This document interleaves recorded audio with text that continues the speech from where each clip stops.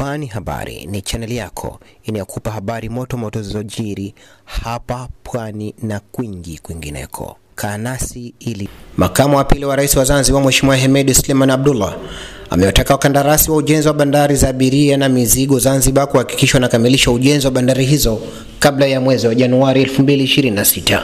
Akiwa katika ziara ya kukagua maendeleo ujenzi wa bandari ya Maruhubi Mpigaduri, ujenzi wa bandari kavu ya kuhifadhia makontena na ujenzi wa bandari ya Mangapwani, Mheshimiwa Hemed amesema lazima ujenzi wa bandari ya abiria na mizigo Maruhubi ukazingatia matakwa ya teknolojia, hasa katika maeneo ya ukaguzi na kupitishia mizigo yaendeshwe kidijitali zaidi pasipo kutiwa mkono na mfanyakazi yote, ili kuweza kufanya kazi kwa uwazi na uaminifu kwa wateja.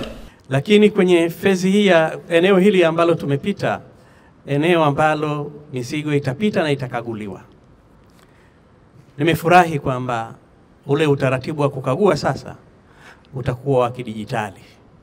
Nami nielekeze kusiwe na component ya kutia mkono pale zaidi ya dijitali tu. Tuhakikishe teknolojia inaendelea kufanya kazi, na mtu ambaye mzigo wake unakaguliwa yeye mwenyewe aridhike kwamba umekaguliwa na mashine na kila kitu kiwe kinaonekana. Amesema watendaji wa shirika la bandari Zanzibar wanatakiwa kuandaa utaratibu mzuri utakaowezesha mteja kulipia bidhaa zake kupitia mifumo ya kidijitali ili kuondoa usumbufu kwa wateja pamoja na upotevu wa mapato ya serikali.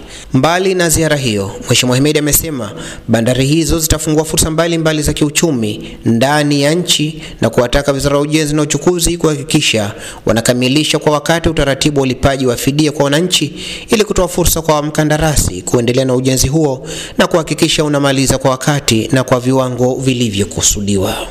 Nami nielekeze kwamba yale maoni ya wadau ambayo yana maslahi na ujenzi wa bandari yetu yazingatiwe kwa haraka.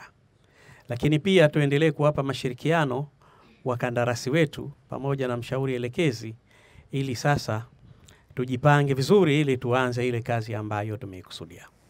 Naamini bandari hii ikimalizika kama ambavyo imeelezwa pale, itakuwa ni kitu kimoja cha mfano ndani ya Afrika Mashariki, na nadhani bandari yetu itakuwa ndio bandari kubwa na bora zaidi ndani ya Afrika. Hili litakuwa na impact nyingi, impact ya kiuchumi, lakini impact ya kijamii. Maana unapokuwa pahala una impact ya kiuchumi, probably jamii itakuwa inanufaika. Nimekuja kweli vifaa nimeviona, na nisingeviona ningetoa stop order hapa leo ya kuzuia kwamba hawa kampuni hawawezi. Lakini bahati njema sana nimefarijika kuona kwamba vifaa vile ambavyo mmeniambia nimeviona, maelezo nimeyapata, na sasa kama maelezo ambayo yameshatoka, nadhani turuhusu tu ile kazi iendelee, na niwaahidi kwamba tutakuwa tunapita kuhakikisha kila kinachozungumzwa kwenye mkataba wa Serikali ya Mapinduzi ya Zanzibar inayoongozwa na Daktari Hussein Mwinyi tunakifuatilia mwanzo hadi mwisho. Na hii nataka niwahakikishie wakandarasi wote ambao wamepewa kazi Zanzibar, mkandarasi yoyote ambaye tutapita hakutekeleza, huyo tutakuwa tumemalizana naye.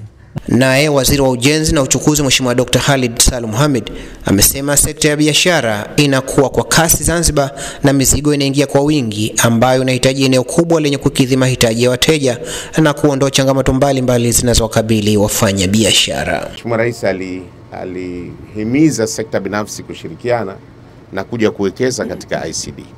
Kajitokeza mwezi tu huyu na akapewa eneo hili. Eneo hili lilikuwa limekaa tupu kwa muda mrefu. Sasa linabadilika, linakuwa ni eneo la kibiashara pia. Miradi hii ambayo umeiona tokea asubuhi Mheshimiwa, mbali ya kwamba ni miradi ya miundombinu, lakini pia ni miradi itakayoingiza fedha katika serikali. Itasaidia ajira, lakini pia itawasaidia na wawekezaji pia kupata kipato. Kwa ni miradi moja kwa moja inayochangia katika ukuaji wa uchumi katika nchi yetu. Mheshimiwa, tunamshukuru Mheshimiwa Rais, lakini tunakushukuru na wewe. Mara nyingi umekuwa na sisi katika kutembelea miradi hii na kutuhimiza. Kwa hiyo mimi niseme tu tunawashukuru, na kazi alhamdulillah inaenda vizuri. Kulike, kushare, kucomment na kusubscribe ili kupata zaidi kutoka hapa Pwani Habari.